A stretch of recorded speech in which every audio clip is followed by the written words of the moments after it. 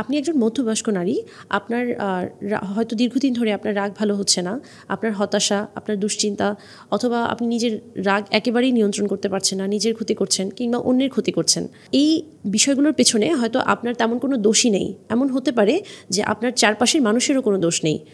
এই লক্ষণগুলো অনেক সময় দীর্ঘদিনের ট্রমা, যেমন ছোটোবেলায় কোনো ধরনের যৌন নির্যাতন, অথবা ছোটোবেলায় বাবা মায়ের দেওয়া কোনো বড় ধরনের আঘাত, কিংবা স্বামীর দেওয়া আঘাত, একটা ছোটোবেলার বড় ধরনের ব্রেকআপ, এই সমস্যাগুলোর কারণে আপনার হতাশা, রাগ থেকে যেতে পারে।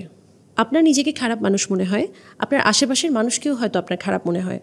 আসলে হয়তো আপনি নিজেও খারাপ মানুষ না, আপনার আশেপাশের মানুষও হয়তো সবসময় আপনার খারাপ চাচ্ছে না, কিন্তু তারা হয়তো আপনাকে বুঝতে পারে না, ঠিক যেভাবে আপনি নিজেকে বুঝতে পারছেন না। এই সমস্যাগুলোর জন্য আপনি যদি সাইকিয়াট্রিক সাপোর্ট নিতেন আর যদি কাউন্সেলিং করতেন, তাহলে আপনার এই ডিপ্রেশনগুলো ভালো হতো, আপনার ট্রমাগুলো হিল হতো, যেই কারণে আপনার যেই লম্বা সময়ের ট্রমা, সেটা থেকে আপনি হিল হতে পারতেন। এই কষ্ট নিয়ে আপনি আর কত দূর যাবেন?